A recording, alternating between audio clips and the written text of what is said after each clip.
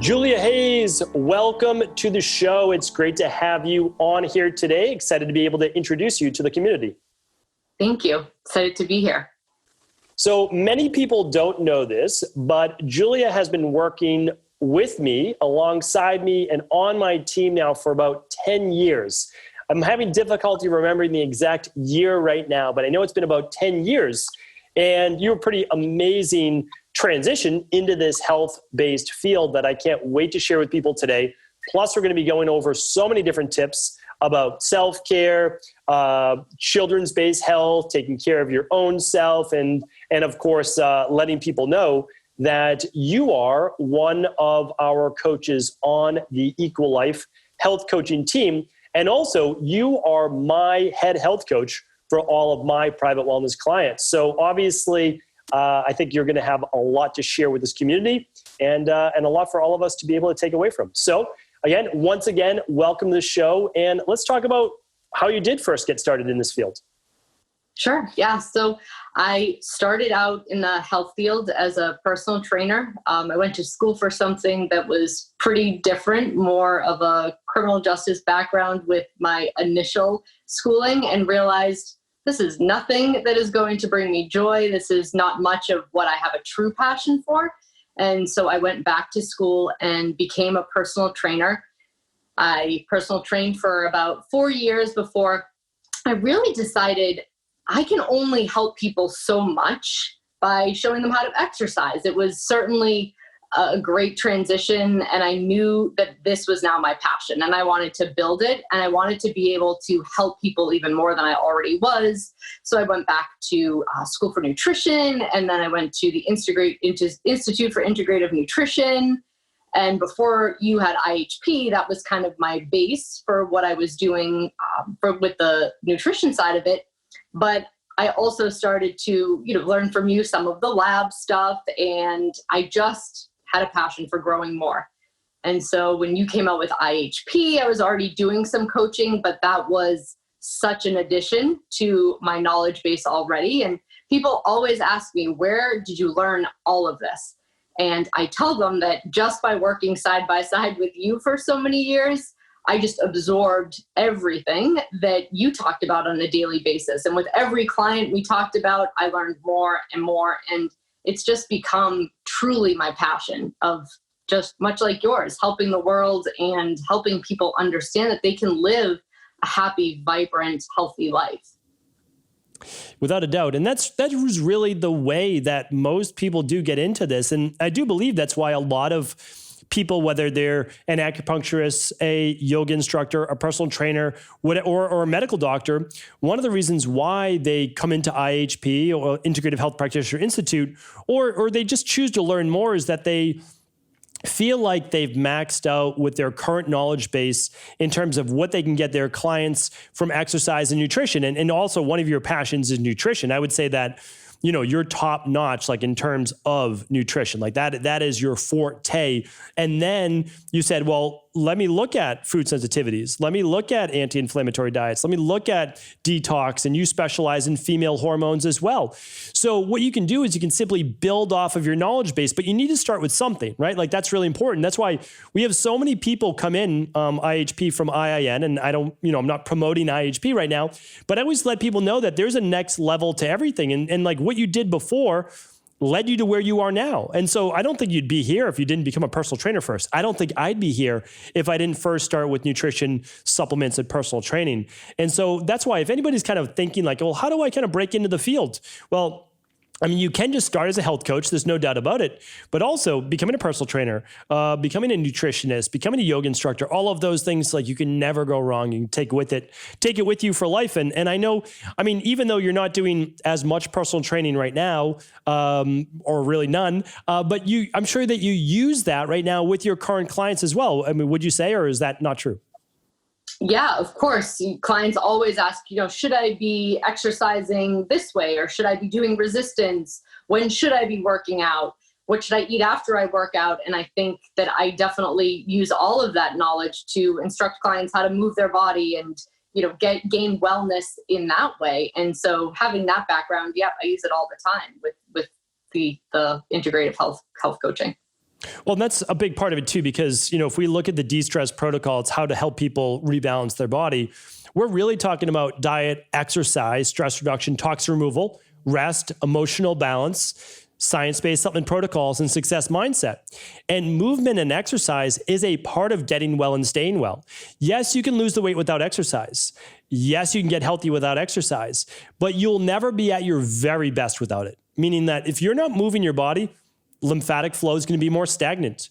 You're not going to produce the right amount of neurotransmitters. You're not going to have the same level of energy. Your hormones are going to be lower. That's just the way that it is. So, wherever you end up adding exercise in, especially as a health coach too, you need to be able to teach it to your clients. Like, you have to know something about exercise. Not everything maybe, and that's why I do believe that for you, it's a big bonus. Like, it's a big thing to know that much about exercise, since you did it for, it has to be about 10 years, right? Would you say it's been 10 years since you've been in fitness? Oh, I think it's been almost 14 years. 14 years? 13 the time goes years. by quick. Okay. Yes. Yeah. 13 years. Yeah, and I know that I hired you for my company after you had been a personal trainer for a year or two. So you'd had some experience, and then you came on with me. And so again, it's been absolutely phenomenal, really working alongside you and getting to see your growth, because I have seen you start just from the very beginning of kind of modeling the exercise programs and then making them your own, and then teaching advanced, I would say, techniques along with advanced nutrition. And then what does that lead to? Well, it leads to clients getting phenomenal results. And when you add now functional medicine lab testing to it, and you add advanced wellness-based principles, sky's the limit. So I would love to hear now more about, how you're able to help clients. Like, so you're working with health, wellness-based, weight loss clients, anti-aging clients, anything goes in terms of the practice. How are you able to help them? What's your typical client look like? And what did they end up doing with you? Like, as a health coach, because I don't think everyone naturally knows. How does the process work? Yeah. So most people come in with some version of, whether it's fatigue, I'm just not feeling my best. Most people are intuitive enough about their health that they know they could feel better. We have certainly some instances where people are very sick, but most people just want to get more out of their life. They want to feel better. They want to wake up feeling more rested. They want to have energy to play with their kids. They want to have, more brain power to do well at work, whatever it may be. And while that kind of runs the gamut of whether it's something more severe or whether it's just something more surface-based, we always look to see where are the majority of the imbalances, where can we improve them? And that almost always leads to a higher quality of life. And so some people may have gut-based issues, and so we address those, or it may be heavy metals, or it may be food sensitivities, or some people just may be really depleted and have low vitamins and minerals, and we need to get them stronger so that their bodies actually have the means to produce energy. And so for the most part, it always looks something very similar, where we figure out where is the imbalance, how do we fix it, and then how do we continue to build so that they feel even better than they do in those initial few steps. So how do you find out if a client has gut issues or heavy metals or low vitamins? What's the process that you would work with a client? So basically, maybe you'd get on the phone first, do an initial consultation, listen to their specific story and symptoms. Is that right? And then where would you take it from there? Yeah, so the initial consultations are a time for us to really get to know the client. So we have an initial meeting where we talk about all the places that they've been at with health and wellness, what they've done in the past, what's worked, what hasn't worked, what are the things that they're looking to achieve now. And then based on that information, we suggest labs, and we get real quantitative functional medicine lab results that show us, okay, here's where we need to do some work, here's where we need to fix the gut, or here's where we need to increase minerals or electrolytes. And so the labs really give us a very tangible set of data to work with, where we're able to show the client, here's where we need to work on. And once we go over the functional lab tests in our second meeting, then we're able to suggest essentially all of the supplements that would help make them feel better, or the lifestyle changes, whether it be lowering stress or increasing nutrients, eliminating for certain foods. And nothing, in my opinion, beats the big five, because it gives us every point of data we need. It looks at the gut. It looks at heavy metal toxicity and minerals and vitamins. It looks at, whether it's food sensitivities on the food sensitivity test, omega-3 levels. So it's really a comprehensive way for us to give the client essentially everything they need to improve symptoms. Without a doubt. And if people have never heard about the Big Five before, that is essentially 5 labs to assess all areas of the body to really figure out what's going on with you, deficiencies, toxicities, hormones, omega-6s, omega-3s. So it really is incredible. And I would say that one thing it also does is it tells you where you're already doing well, right? I mean, so there's certainly going to be things off, and most people, unless you've already been on a protocol, something's going to be off. So it's going to show you what's off. Again, toxicities, and then your deficiencies. But it also says, no, you're actually doing well in B vitamins. You don't need more B vitamins than you're taking right now. So it tells you where you're great at. So I love that part of it too. Like it really lets you know, like, hey, you're doing a lot of things right, but here's what you're missing. And that's the game changer. But now let's say you're working with a client. And I mean, the only reason why someone wouldn't run the Big Five or a set of labs is typically just because of budget and finance. And I totally get that as well. There's obviously an investment to that. So how do you help people figure out the right protocol for them if they're not able to run labs? So we typically will talk about nutrition and certainly the baseline for how to address lots of lifestyle factors, quite honestly, of what can be changed. And for most people, they have stressors in their life, and how to mitigate or at least support their body's response to that stress, or how to kind of take down their level of stress where they can. And also making proper food choices. And like we were talking about, exercise choices where they're able to, again, more capitalize essentially on ways that are, in my opinion, free, right? Exercise, you can go outside and run sprints outside, or you can do burpees. There's plenty of ways to move your body, get out in nature that kind of calms and relaxes you and also increases your vitality. Yeah, 100%. And what about, so again, we know that we're going to provide diet and exercise and stress reduction, but what about, how would you recommend nutritional supplements to your wellness clients if they didn't run a lab?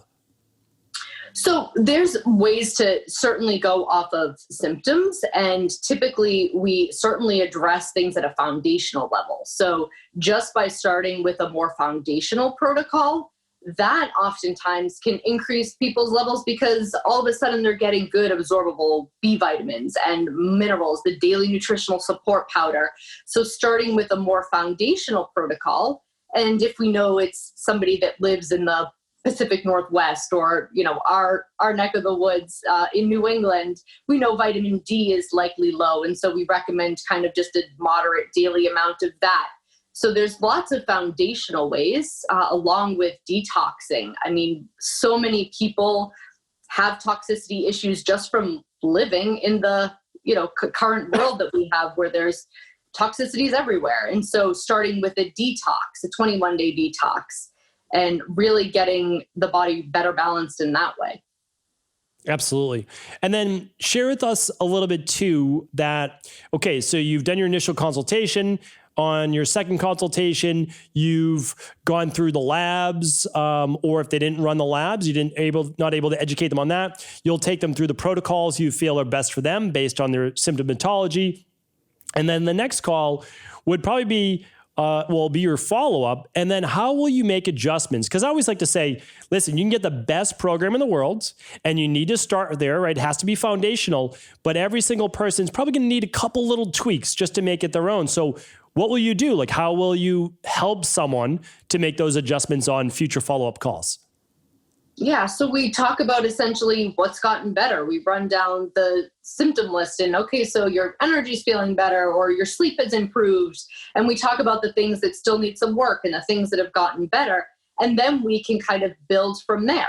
And so, okay, sleep and energy are better, but we still haven't managed to get in some more exercise. And so we talk about ways to do that. So it's really about refining at that point where the person has made improvements and figuring out where there's still room to see more. And we adjust that at that point.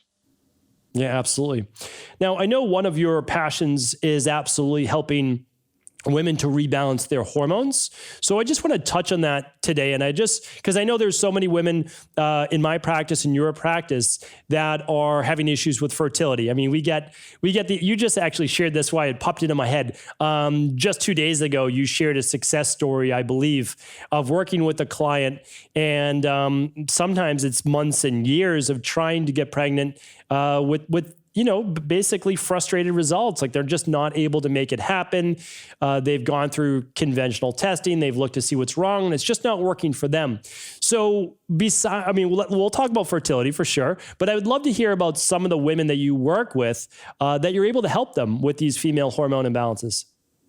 Sure. Yeah. I think it's so common in today's world. I think women although we have so many more opportunities to be, powerhouses in the workforce, and we are able to, have families and also work, there is a level of stress, I think, on women, both mental and physical, that wasn't necessarily happening 40 years ago. And so I think stress and nutrient deficiencies take such a toll on women's bodies that over time, hormones can get out of whack, and addressing the imbalances that have led to hormones. So most women come to us and they're like, I want to fix my hormones. What will increase my progesterone or estrogen? And it's usually not as simple as just, here, take this. It will boost your estrogen or your progesterone.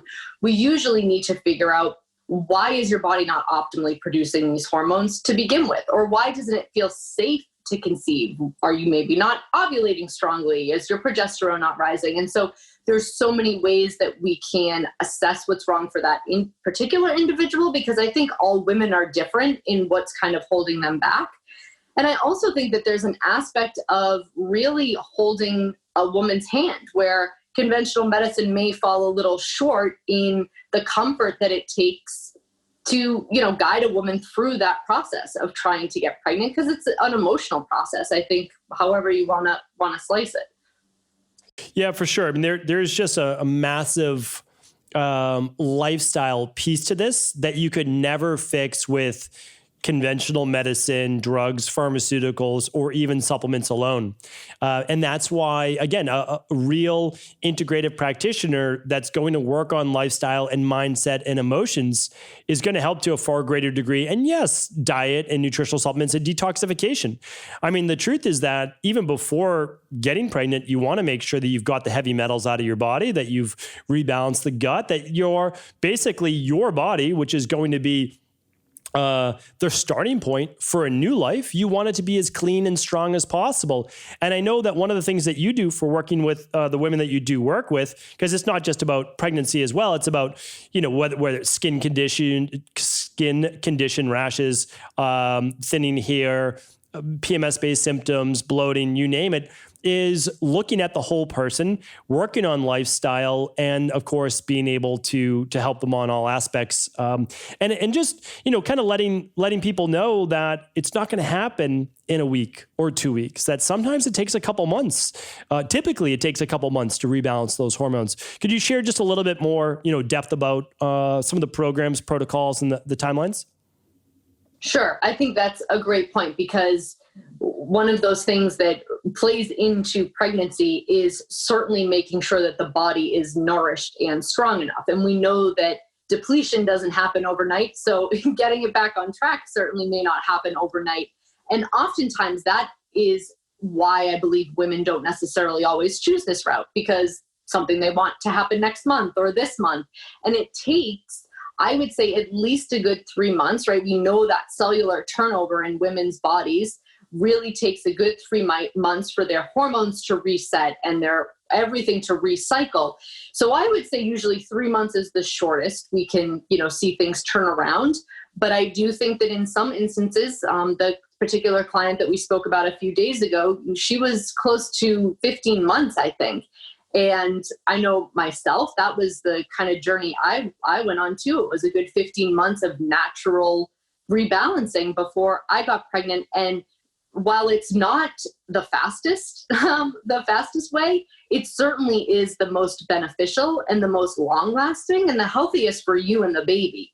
Because not only are you then going to have a successful pregnancy and you got pregnant on your own, but then your body's strong enough for postpartum. Most women think about like that ends to the mean of, okay, I'm pregnant and I had the baby. But then there's this whole life after that where you need to be the strongest and best version of yourself to, certainly deal with everything that comes after that, like the sleep deprivation. 100%. Yeah, there are 3 phases to pregnancy. And the only phase that gets any, notoriety is actually being pregnant. And it was never like that. I mean, I would say 120 years ago, there was always, okay, this is the diet and lifestyle actually you need to follow while preparing to get pregnant. And that's a building up of the body. And then there's the diet and lifestyle you follow while pregnant. And then there's the post-pregnancy rebuilding of the body as well. And so 100%, I agree. I think 3 to 6 months is what women should have as a healthy mindset for getting their body balanced. They can go through a gut protocol, heavy metal. They can build up their vitamin levels and mineral levels, all of that. And again, don't lose hope if you have been trying for a year now, because I know I had a client and she was in Australia, and it took her about the same, I would say, 14, 15 months and she tried. It wasn't like she wasn't trying, but we had to tweak. And also, a lot of women get pregnant when they just say, I'm not going to think about it anymore. I'm just going to follow the healthy things that I need to do. I'm going to put it out there into the world, the universe, in God's hands, and I'm going to go about my life.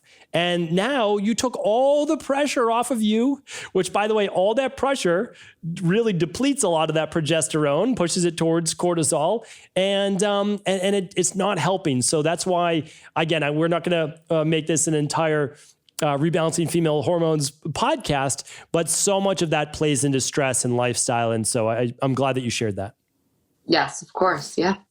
Let's also talk about, because you are a mom to 2 healthy kids, and I'd love to hear for you what that's been like as a health coach, a health professional, having your own kids, and how you took care of essentially your body, and how you're taking care of your kids now in a healthy way too. So many of our community members, mothers and fathers, want to know more about what they can do for themselves, their family, to live an overall healthier life.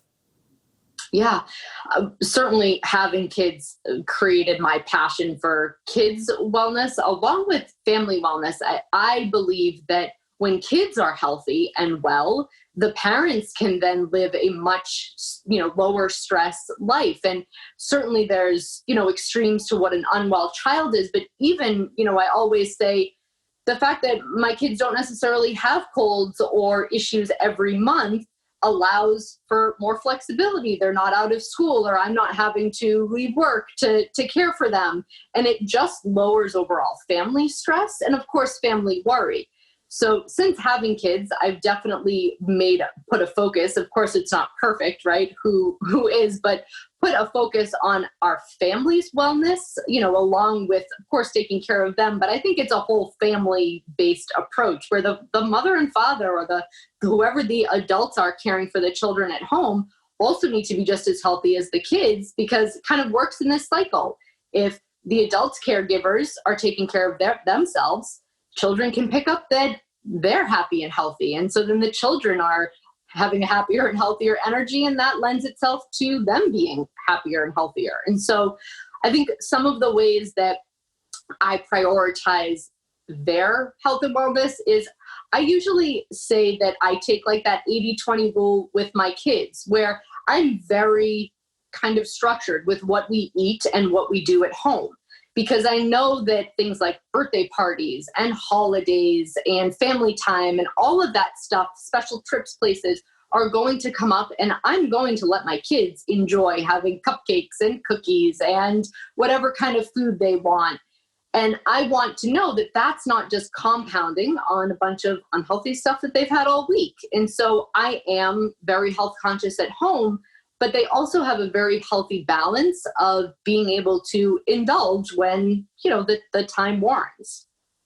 Yeah, I think that you brought up two really important points. The first is that your kids don't listen to what you say. They watch and do what you do. And so it's really tough to have healthy kids that make the right choices if you're not doing the same thing. So I actually know a couple people, friends of mine, they're telling their kids to eat healthy, but yet they're having ice cream every night after dinner. And it's like this back and forth with the parents just saying like, oh, how are we supposed to tell our kids they can't have ice cream if you're having it, every single night? And that's just the truth. And I agree with that. But then there's the other point, and my family, we follow the same exact basically guidelines. It's that, when we're home, we are eating healthy. We really are. And what that allows us to do is not fill up that rain barrel, so that when they then go to a party or we have people come up on the weekend, you might think, oh, well, this is how they eat all the time. No, that's how we eat on Saturday, right? So like, that's what happens on Saturday when friends are up, family are up, all those fun things.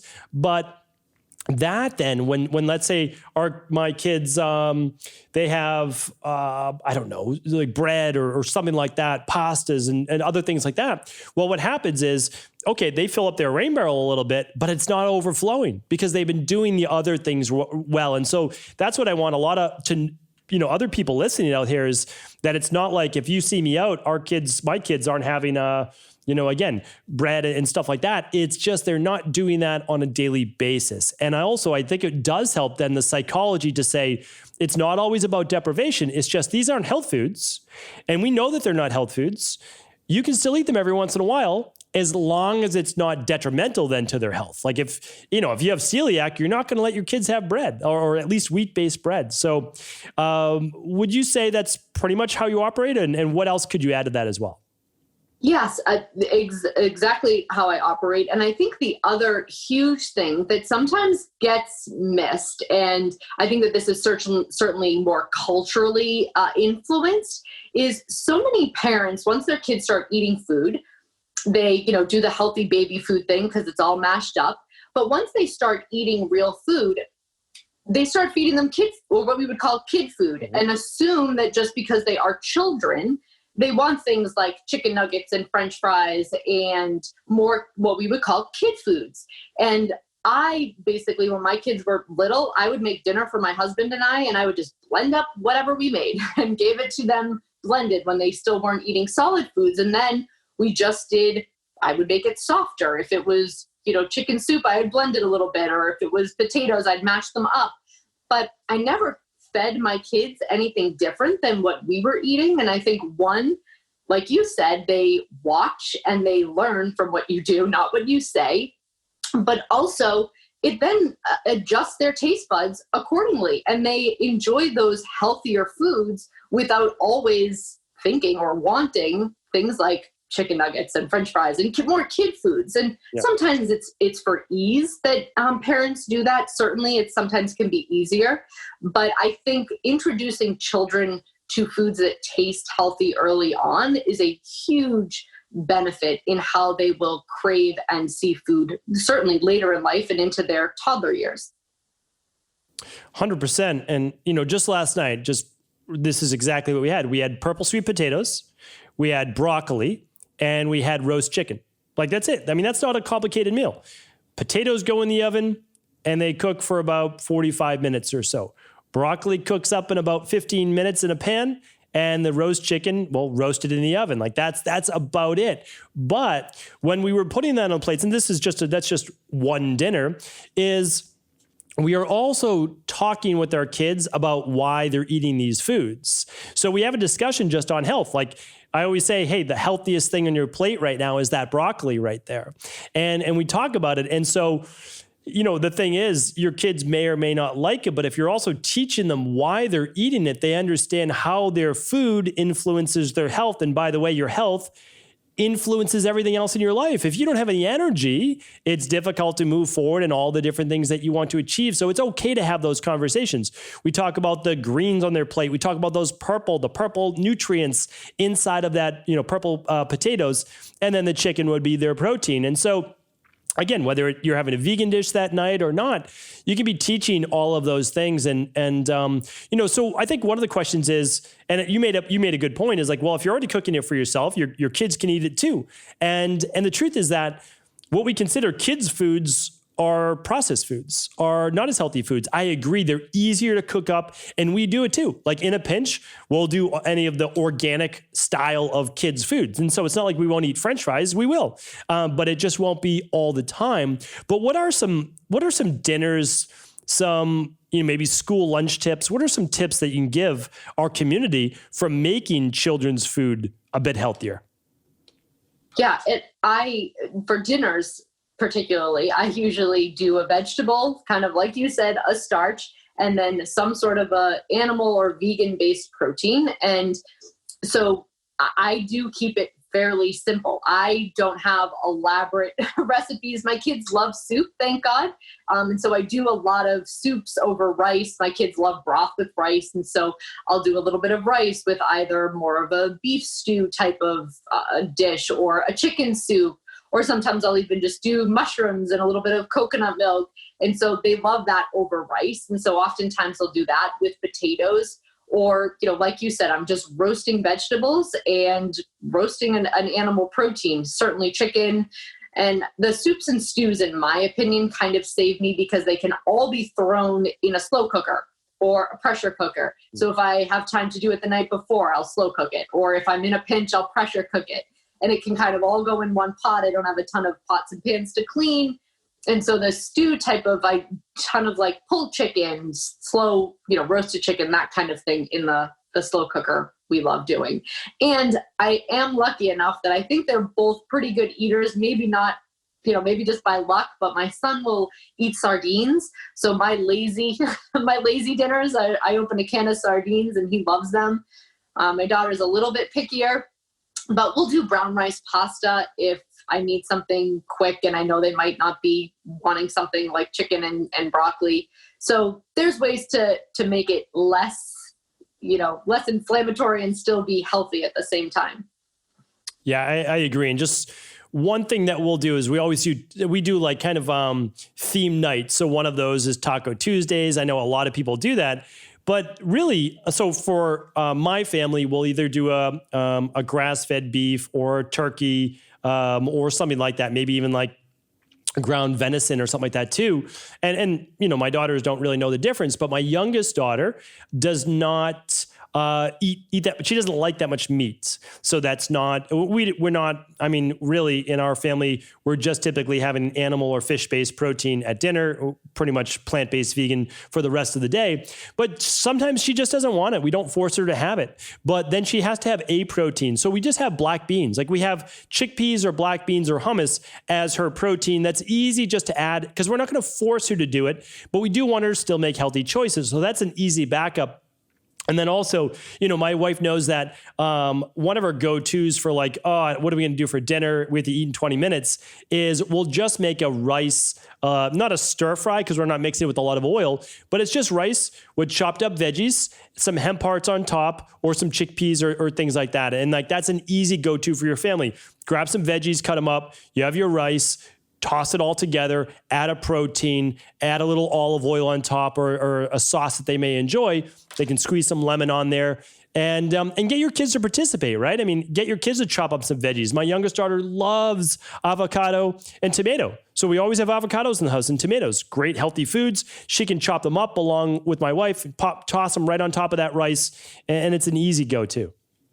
Yes. Yeah. I think healthy food doesn't have to be complicated. And then also doesn't have to be expensive, which is, another one of the kind of, it's not a myth. I think organic vegetables certainly cost more than conventional vegetables. But in my opinion, when I'm buying groceries, it's the processed stuff that typically costs more money and brings my total up higher. So I think it can be easy, straightforward, and fairly healthy. Planning ahead certainly helps, right? I think having the themes allows you to know, okay, tomorrow's Tuesday, and so this is what we're doing. And having some sort of a plan or at least a strategy in place for the week makes it run smoother. Because when you're in a pinch for time, you'll usually go to the easiest option. And sometimes that's not always the healthiest. For sure. And if you're going to go the easy option, which again, we all do it. So it's like those frozen chicken nuggets, those frozen whatever it might be, just try to choose the best relative possible choice. That's really it. Yes, it costs a couple more dollars for the pasture-based chicken or whatever it might be, or the gluten-free or whatever you're looking for. But the truth is, we're talking about your health, right? We're talking about your overall health. And I just believe and not everybody agrees with this, and that's okay. I mean, everyone's allowed to make their own family choices that they feel is best for them. But you can cut out like a bag of chips for $3 or so, and you can put the $3 then towards the, organic chicken nuggets. Or just like you said, if you make brown rice pasta or a lentil pasta and you add a pesto sauce, you could even buy a pre-made pesto sauce if you want, with the brown rice or lentil pasta, and throw some hemp hearts on there. You have an easy, quick dish that's super easy to make, that really isn't that unhealthy for you, and your kids are probably going to love it. Have them add their favorite sauce. Red sauce, okay, fine. Make your own red sauce. That takes 5 minutes in the pan, to chop up some tomatoes, throw it in there if you don't want to do the canned. Again, you can make your own pesto, which takes a little bit more time, but absolutely worth it. Or just olive oil or grass-fed butter, whatever you'd like to do. So I think there are healthy options that we can do. But what about kids' lunches then, taking it to school? What are some of your tips there? Yeah, I'm a little out of practice with the school lunches. But what we were doing, I typically will do some sort of a gluten-free bread. My son was getting into the cassava wrap, so I was doing like a good hemp and sunflower seed butter on cassava wraps with maybe a little bit of strawberry jam or something like that on a wrap. I always include fruit. I mean, fruit's one of those things where it's easy, whether it's rinsing off the blueberries or cutting up an apple. Always had some sort of a vegetable slice. So he likes carrots. He's the one that was in school, so I'm referring to him, but carrots and cucumber slices, and then some blueberries, apple, something with a little good fat, which is why I was using the hemp and sunflower butter.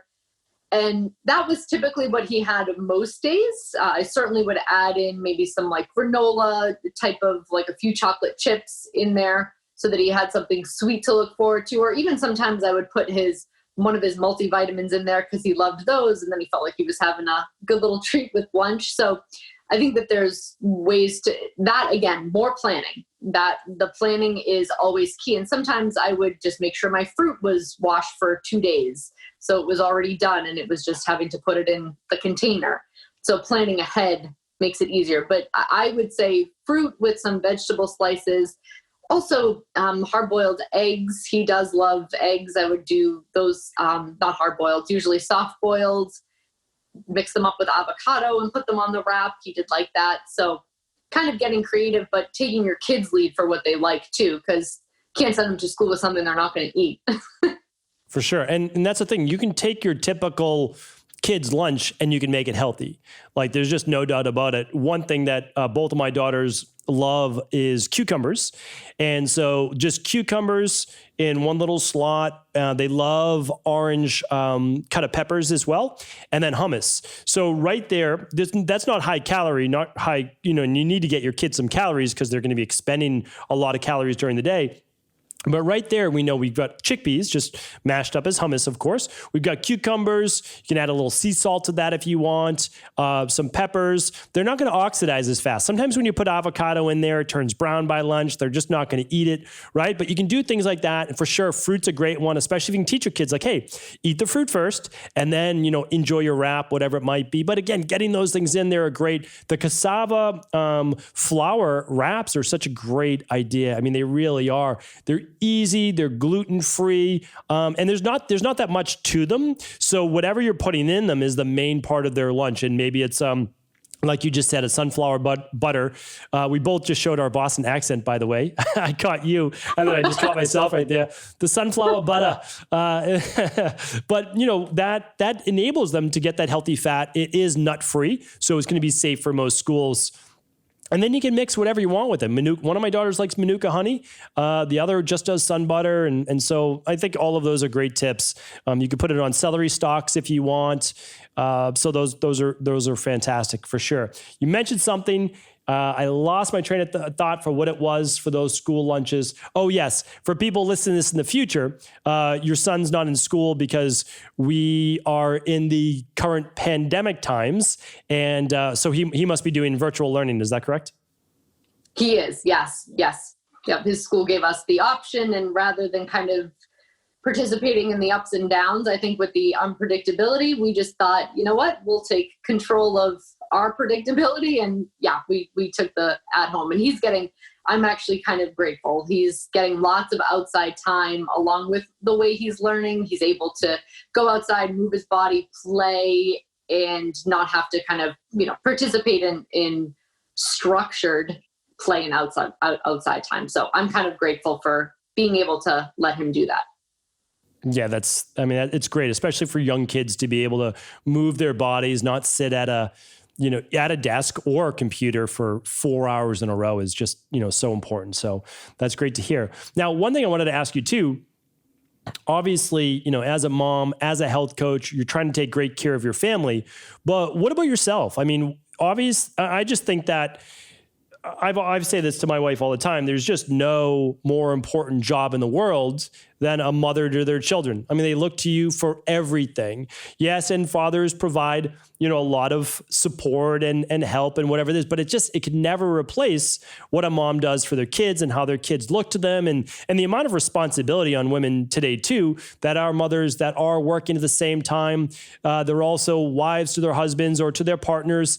So how do you find time to care for yourself? And what do you do for yourself that allows you to take good care of you for everyone else? Yeah. So I have a whole kind of gamut of what I like to do for self-care, and they're all pretty simple. And the given day certainly dictates what that might be. There's a few constants. I have always been, and probably will always be, a good sleeper. I don't have the temptation to stay up too late. I go to bed when I know I'm tired before I get that second wind. I don't watch too much TV at night, and I go to sleep, and I sleep well and wake up in the morning. And sleep for me has always been a huge way to rest, rejuvenate, and take care of myself. It sounds silly and simple, but I know so many women, and sometimes I do grapple with, okay, now my kids are in bed. I want to stay awake and enjoy some awake time also. And so I find ways to do that. I'm much more of a morning person. So I have always erred on the side of putting my kids to bed earlier, knowing that they will likely wake up earlier.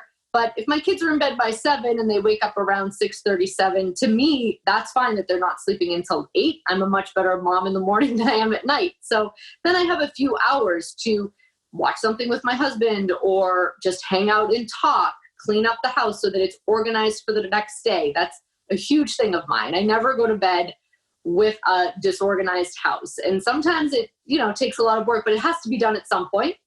And I would much rather wake up to kind of a clean, organized surrounding, because that then does not start my day in a stressful way. And so those are a few things that I do on an ongoing basis. I love essential oils. I love tea. I do like an occasional glass of wine with girlfriends or family. But as far as the way that, I take care of myself, it is the sleep, water, exercise. I always drink water before my coffee or tea in the morning. And I do try to get daily movement and exercise, whether it's an actual resistance workout, or it's just a walk with my kids, or I play, catch or hide and seek outside. I'm moving my body in some way every day, just because I feel better when I do. I mean, I think most people can argue. I always say you'll never regret a workout. That's for sure. You'll never do it thinking, oh man, I wish I didn't do that. That's for sure. I've never heard anyone say that. I'm so upset that I worked out today. Said no one ever. And so, one of the big things that you just spoke about is like, okay, getting the house the way that you want it the night before, getting to bed a little bit earlier. But really, it's because you are working on your ability to handle stress in a given day and your mindset. I mean, so self-care is feeling like you have control over your life, over your surroundings to the best of your ability, because no one can be perfect and nobody's life is perfect. But setting yourself up for success is just such a big thing. And I know that you're eating healthy, you're moving your body, you're basically following that de-stress protocol is enabling you to take care of your body. What about other things? Like, do you like to get a massage? Do you like to do sauna? Do you do anything extra that you like to do for your overall health? Yeah, so I love massages. I definitely like facials more. I do love kind of the whole green beauty industry, and I do like taking care of my skin. So definitely facials would be probably more up my alley than a massage, but we also have a pefm-mat. So using that as kind of a sauna or taking hot baths. I love doing both of those, certainly. And I think a lot of times too, for me, lowering stress is more about just doing the things that make me happy. And some nights, lying on the PMF mat does make me happy. Some nights I'm like, well, I don't feel like being hot, so I'm going to sit on the cool porch and drink a hot cup of tea. And so kind of listening to my body and honoring and acknowledging what I need in that moment, it has always been a way that I've dealt with stress. And I probably always will, just because it seemed to work so far. No, it's a great point. You're not Ayurveda, traditional Chinese medicine, every form of medicine except for conventional medicine always teaches us the way that you get healthy and stay healthy is by balancing what is starting to become imbalanced. So for you, if you had a really stressful day and you think about getting in a hot sauna, you think that's going to cause more stress. Well, you're not going to do that. You're going to do something that would then alleviate that stress. But let's say that you're really cold and you're not feeling well and you're stressed out. Well, that might be a great night then for the sauna or PEMF mat. So it's looking at things that's what's going to balance you in that moment. And I think that's a really good point. Like, that is the way that we know how to do. Because eventually, so you're teaching people when you meet with them once a month or whatever it might be, what to do to start to live a healthier life. But eventually they are going to not intuitively, because they have been taught. So then it becomes intuition as to what they know that they need to do, right? It's like eventually you'll know what you need to do in order to keep yourself balanced and healthy. And so I think that that's, absolutely crucial. What's another tip that maybe during the day, if someone's stressed, what can they do for like 10 minutes, 20 minutes that you found to kind of bring down that level of stress and maybe re-anchor them back into a healthier mindset? Yeah, so I'm a big believer in that, right? Because most people are just building cortisol as the day goes on, and then they find themselves at 6 o'clock just completely wound up. And so whether it's, in between client appointments or after I've had my lunch, I typically do some deep breathing. Or if it isn't after a meal, I don't typically do this after a meal, but if I have just a quick break, I will lie down and do a quick deep breathing exercise or 2-minute meditation on tape. Decoupling, which is kind of like a way to really anchor yourself down. And kind of to the point earlier of listening to my body, sometimes I actually need to get off of my chair, away from my computer, and go outside and take a walk.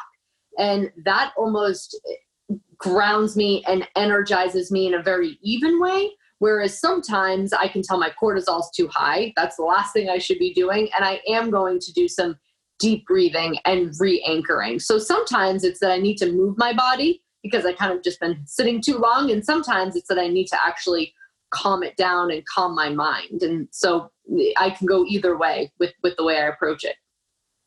Yeah. And I'm interested, and I agree with that. I'm interested in hearing, because I know it must be more challenging now too. If you're working from home and, your kids are in the other room, or that you're immediately moving from the integrative health practitioner to then the mom and wife within like a 30-second span as you move into the next room, wherever that might be. How are you able, do you have an anchor? Do you have a way that you make that transition? So for example, for me, at the end of my day, I have to transition. So I walk home, and that walk home is no more email, no more whatever. It's basically working on my breath and then now focusing and refocusing on family, and or it could be a workout. So I have a specific way that I break that work focus, and then it's now family focus. How are you able to do that, especially with working at home? So I'm lucky enough to have somebody that stays with the kids. So I'm able to, I actually just recently, with the with the help of my own, for the person that kind of helps me with my emotions and my stress, because I believe that everybody needs a coach, right? So I have somebody that I talk to when I'm feeling like things are getting unmanageable. And she recently said to me, listen, you need to decompress before you do move from one place to another. And although I thought I was doing it, I wasn't doing it consistently without fail. And so I would go from my office to my bedroom and just taking 15 minutes. And yeah, sure, it requires the babysitter stay a little bit longer. But it's worth it to be able to bring myself back down from whatever kind of stress may have transpired during the day, to being able to then be present for my kids and certainly present for my husband. I think that it's important that I didn't just run from the office downstairs and immediately jump into cooking dinner or being mom, because that was a hard transition with having them home. That was the hardest transition of them all. And so I've been able to, like you said, I usually can't be seen. I probably would take a walk, but if I ended up going downstairs and they were at home, once I'm seen, that's the end of that. So I typically do my deep breathing stuff in my bedroom before I go ahead and go downstairs. Yeah, absolutely. And that is tough because, once your kids see you, then there is no escaping for sure. But one thing I found too, and again, it's not going to work for everyone, but just in terms of me getting home, some of my workouts are at home and they're just outside in the garage, whatever it might be. But I'll just grab my two daughters and be like, all right, let's give mom a break here and let's go work out. And they're oftentimes, willing to do that. They're not going to do my whole workout, but they'll be right beside me and we can do that. We can joke around. We can have some fun, which is good. But you do need to have some type of transition. I just think that going from what can be stressful thing to another stressful thing, both can be alleviated by just saying, okay, here's what the transition is going to be. I get to do 15 minutes, like you said, of whatever, watching a YouTube video, doing some deep breathing, doing a 15-minute body weight workout. It could be anything, but it should be something that you get to do, right? That you enjoy doing. And that will help, I think, transition. Yeah. Yep. Sometimes I choose to call my sister or call my mom or send a few text messages that I've been, neglecting all day. And sometimes that fills me up just as much as deep breathing will, because those are people that I love connecting with and it's nice to do it without interruption. And so I'll oftentimes spend the 15 minutes doing that. Yeah. Yeah, absolutely. Without a doubt. So let's say that people are hearing this right now and they're just saying, well, I just don't know how would I apply this to my life? Like, okay, I'm not in this specific situation or whatever it might be. Let's say that typical person you're working with, maybe they have a couple of kids. Maybe they're trying to work. They're trying to balance family. They're feeling stressed. They're not feeling like they have as much energy as they used to.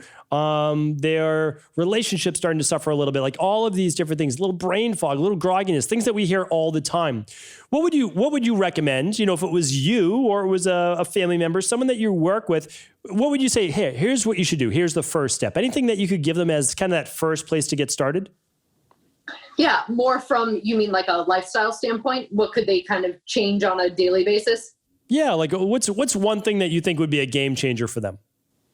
So people that are not getting good sleep, that's usually one of my biggest. So I'll say, are you sleeping? Because people who say like, I wake up, I don't have any energy. I don't have any energy during the day. I'm irritable or I'm moody. If they're not sleeping well, sure, we can do a bunch of other things to help them during the day, but the sleep is crucial for how much energy they'll have and how good, rested, and what their mood is like the next day. So I always go to sleep. If sleep isn't a problem, I typically recommend drinking more water, moving your body, eating foods that I always say if it grows, swims, flies, sure, go for it. But any of the more inflammatory foods, things we know, dairy and gluten and soy, corn, stuff that can dampen our body and restrict blood flow and just make us feel more sluggish overall, eliminating those foods kind of right off the bat, those can be show huge benefit without doing much extra.